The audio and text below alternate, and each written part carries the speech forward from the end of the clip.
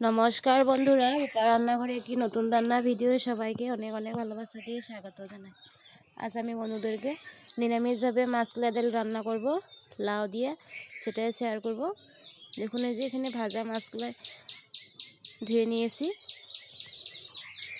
আর এখানে লাউ কেটে নিয়েছি। আমি রান্নাটি আজ গ্যাসেই করব, উনুনে করব না।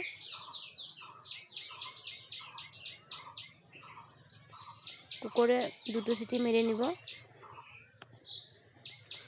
কুকারে দেখুন যে সিটি মেরে নিয়েছি। এখন পরিমাণ মতন নুন হলুদ দিয়ে দিচ্ছি। এখানে সম্বারের জন্য দেখুন তেজপাতা, শুকনো লঙ্কা, আদা, কাঁচা লঙ্কা কুচি রয়েছে।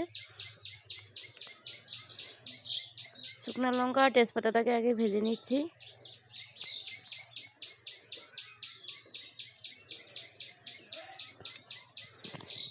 এখন আদাটাকে ভেজে নিচ্ছি। পাঁচফোড়ন দিয়ে দিচ্ছি।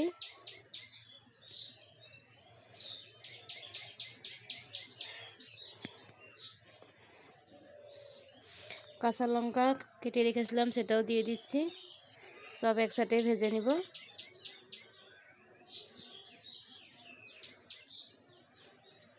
এখন ডালটাকে দিয়ে দিব। তবে এই সময়টা আমি দেখাতে পারবো না, কারণ এক হাতে মোবাইল নিয়ে ডাল দেওয়াটা অসম্ভব। দেখুন, ডালটাকে ঢেলে দিয়েছি।